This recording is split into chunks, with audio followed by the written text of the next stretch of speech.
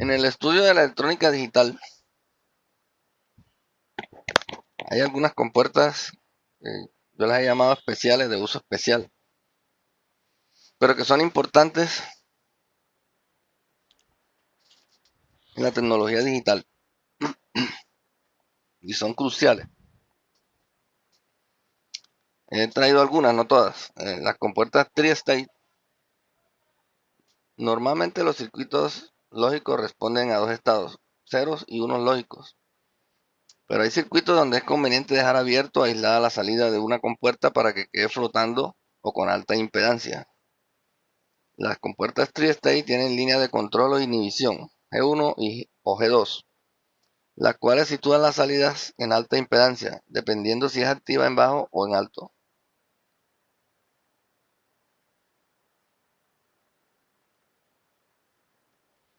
Bien, cuando se habla de alta impedancia se refiere a alta resistencia. Es como si la compuerta la salida estuviera aislada. Entonces, esta es la, el pin, digamos, de G1 o G2. Esto hace que esta salida, la 11, llegue a alta impedancia cuando se coloca un 1 o un 0 en el pin de activación. Las referencias comerciales son 74125, 74162. Esta 74125 probablemente la usen ustedes cuando vayan a construir un decodificador con los displays de 7 segmentos. La 74162, 74134, todas estas de la serie 74. Y CMOS la 74C244.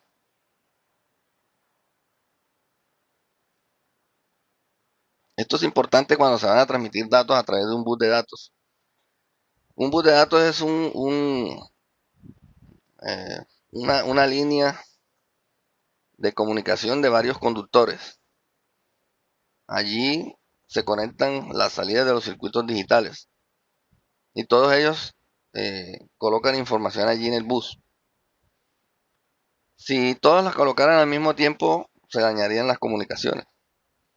Por eso es que siempre van a estar habilitando y deshabilitando salidas para evitar que se mezclen las comunicaciones que se envían por el bus de datos. Por eso es que estas compuertas son extremadamente importantes.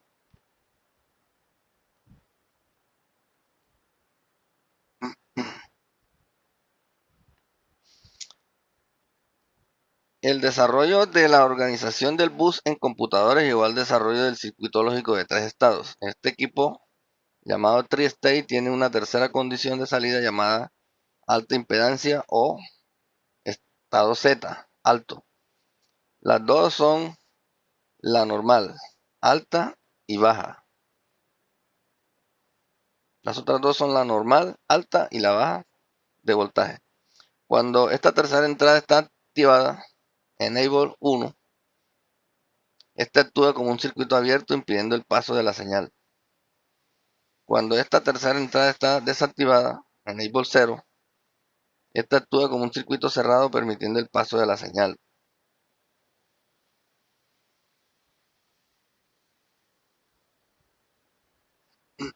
Aquí hay un ejemplo. El control de tri-state es una técnica que permite que más de un dispositivo compartan un bus común, pero solo uno a la vez. Entonces aquí se activa la información que sale por la compuerta 1, llega al bus de datos y llega al microprocesador. Mientras tanto, las otras compuertas están desactivadas para evitar que se mezclen las señales. Luego se abre esta y se cierra esta y introduce señal por acá. Y así se van turnando el bus de datos. Esta capacidad permitirá que varios transmisores usen la misma línea del bus. Para conseguir esto, sin interferencia, se ponen todos los transistores menos uno en modo tri-state apagados. Si más de un dispositivo intentara usar el bus, se produce un problema que se llama contención en el bus. Para la contención en el bus de datos, también existen otras técnicas que evitan eso.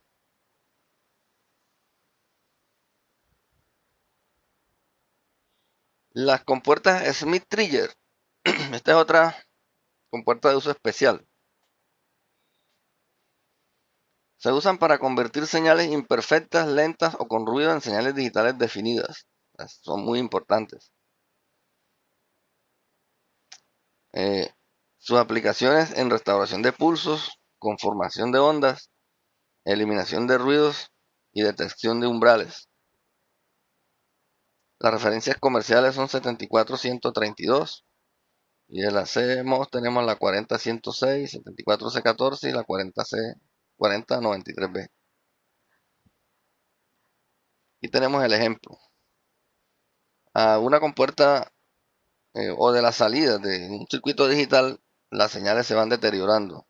Entonces ya los pulsos no aparecen como están aquí arriba perfectamente definidos, sino que aparecen unas ondas como esta que está en rojo. ¿Ya? Entonces hay que pasarla por una compuerta Smith-Trigger para que ella detecte estas variaciones y la convierta en un pulso normal, en un pulso definido. También sirve para eliminar ruidos.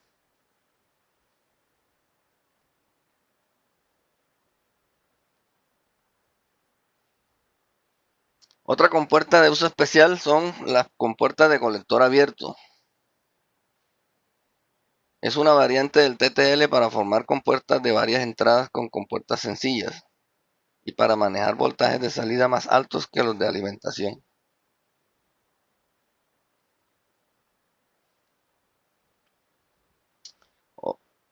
Observen los símbolos de las compuertas de colector abierto. Tienen un rombito acá. Se fijaron, anotaron los símbolos de las anteriores. Tienen un símbolo de histéresis acá, en el centro. Y de la compuerta tri-state tienen la tercera entrada de habilitación. Y eso la diferencia de las otras.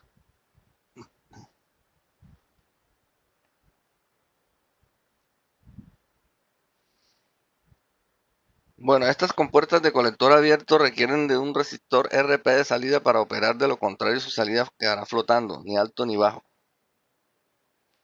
Pueden conectarse varias salidas entre sí para aumentar la corriente. Ese es prácticamente el uso que se les da. Se necesita un resistor que se llama resistor de pull-up. Este resistor va conectado a la fuente y cuando la compuerta, su salida queda aislada, entonces aparecen los 5 voltios del resistor, a través del resistor.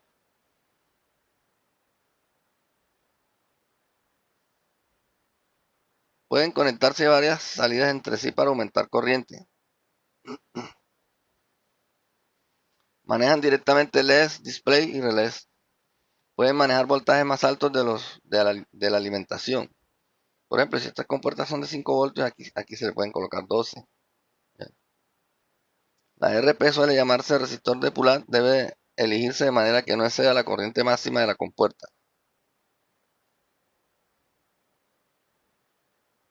Si necesitamos más corriente, se colocan otra compuerta en paralelo para aumentar la corriente. ¿Se usan para qué? Cuando haya que manejar relés. Por ejemplo, las salidas de los circuitos electrónicos para arrancar motores o activar actuadores, eh, se hacen a través de unos relés, pero esos relés los manejan este tipo de compuertas. No la pierdan de vista. Ya hemos visto 3. ¿Cuáles son? Por favor, ¿quién me dice? La grabación. En electrónica digital se usan básicamente estos 3 sistemas numéricos. el decimal, que ya ustedes lo conocen, con base en 10, el sistema binario y el sistema hexadecimal. También se usa el octal, pero digamos que estos tres son los más importantes ahora.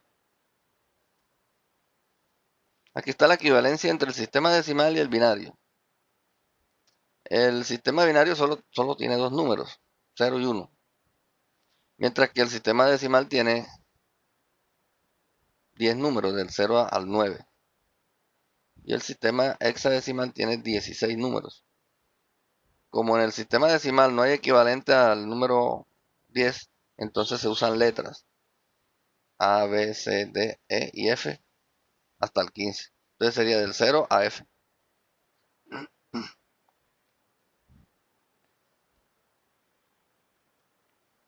En la cartilla que yo les coloqué en los materiales, ahí pueden ustedes leer esto mismo que les estoy mostrando para que hagan prácticas y estudien. ¿Cómo se convierte un número binario a decimal? Entonces, el número binario 11010,11, o sea, es un número que tiene una fracción.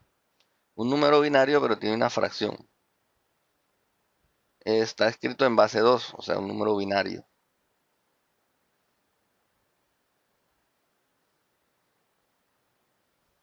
¿Cómo se convierte entonces a decimal? Entonces hay que coger cada uno de las cifras, de los números, y elevarlos a la potencia,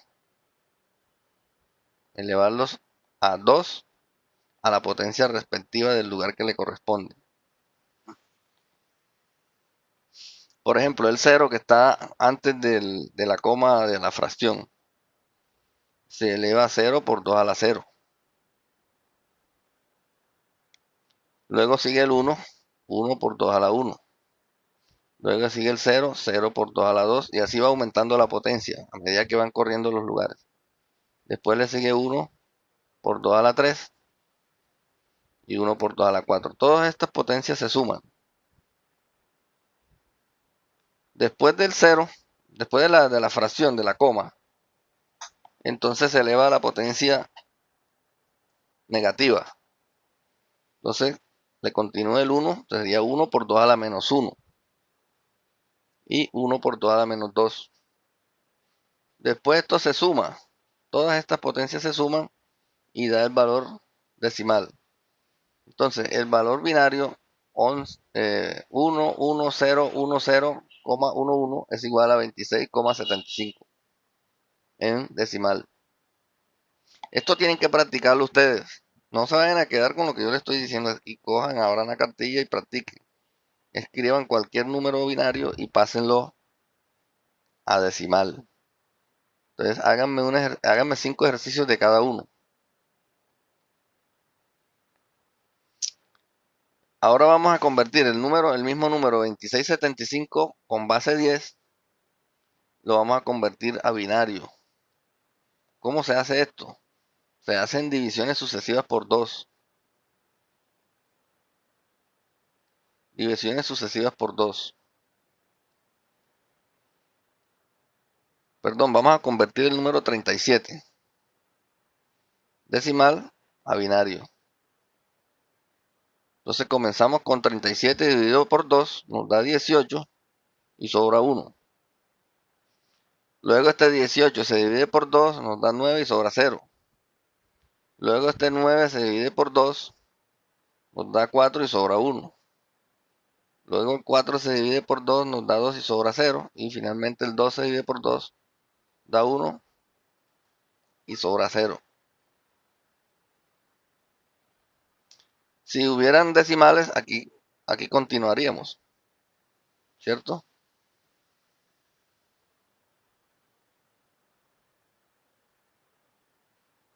Pero aquí termina, cuando ya se divide por 2 y da 0, ahí termina. Se divide hasta los enteros. Ahora, ¿cómo se construye el valor binario? Se toman los residuos, empezando desde el 1, o sea, las divisiones se hacen hasta que aquí cociente de 1. Entonces, empezando por el 1, hacia arriba. 1, 0, 0, 1, 0, 1. Y se escribe de esta manera, donde el número binario que tiene mayor peso, el lugar de mayor peso, es el primero, el primer residuo en la división. Y el que tiene menos peso es el último 1.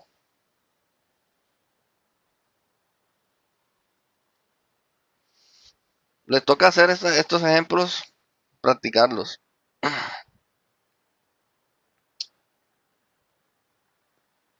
En la próxima sesión que tengamos lo vamos a hacer aquí en el papel, para que quede más afianzado. La conversión de hexadecimal a binario. El número hexadecimal tiene el 0 a la F, 0 al 16, el 0 al 15, perdón, en decimal. Vamos a ver este número 3 a 1, con base 16. Entonces se hace lo mismo que el anterior. Se multiplica por 16 al exponente relacionado con el lugar que le corresponde. Por ejemplo, comenzamos con el 1, que es el primero de derecha a izquierda. 1 por 10 1 por 16 a la 0 sería el primero.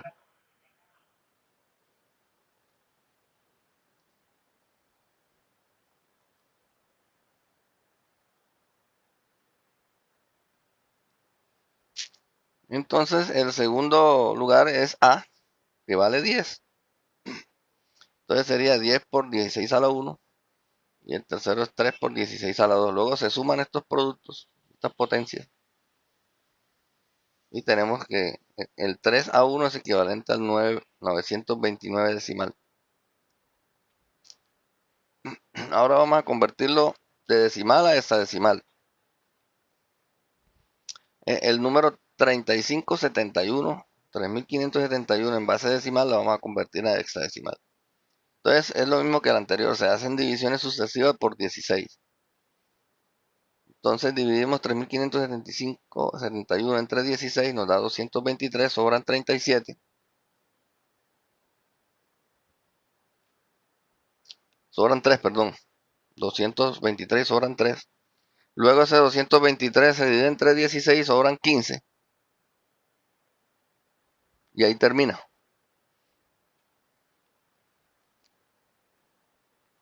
Porque ya el 16 no cabe en el 13. Entonces termina cuando ya empiezan las fracciones. ¿Cuál es el de mayor peso? El 13, luego viene el 15 y luego viene el 13. Bien, pero el 13 en hexadecimal es la letra D. Por lo tanto, entonces quedaría escrito el número así. D, 15 que es F y 3. El de mayor peso es D y el de menor peso es 3. Creo que así estaba en el anterior. Vamos a ver. Verifiquémoslo aquí.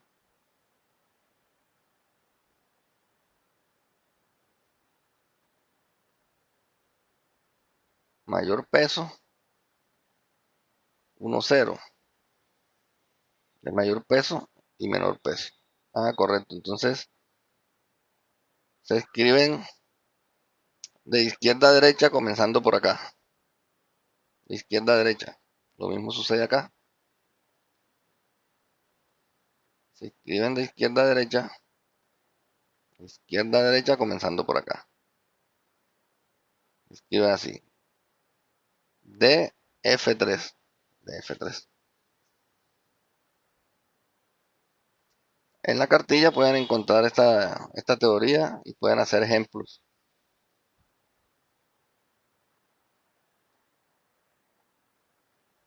Conversión de hexadecimal a binario. Ahorita vimos de hexadecimal a decimal y de decimal a hexadecimal. Ahora de hexadecimal a binario, que era lo que nos faltaba. Vamos entonces a convertir el número 15E8 con base 16, porque tiene unas letras, miren. Con base 16 a binario. Entonces, ¿cómo se hace? Se escribe cada número con base 16 en el equivalente binario. Por ejemplo, el 1 es igual a 0001 en binario. Luego el 5 que es igual a 0101. Luego el E que es, ¿qué número es E? El 14. El 14 se escribe en binario que es 1110. Y el 8 en binario que es 1000. Después se unen los cuatro grupos y queda el número binario. Los tres ceros que están a la izquierda se quitan porque no tienen valor. ¿Cómo se convierte entonces ahora de binario a hexadecimal? Pues es muy simple. Si este es el número binario, se divide en grupos de A4, comenzando desde la derecha. Entonces se divide ese número en de a cuatro cifras. Entonces las primeras cuatro serían 0110. Aquí está, 0110. Las segundas cuatro serían 1011. 1011. Las otras serían 0110. Y finalmente queda el 11 solo. ¿Ya? Ahora, una vez que ya están divididos en grupos de A4, se le asigna a cada grupo el valor correspondiente en hexadecimal. Entonces, el 11 el 11, perdón, corresponde al 3. El 0110 corresponde al 6. El 1011 corresponde al 11, que es B. Y el 0110 corresponde al 6. Entonces, el número equivalente sería 36B6 en hexadecimal.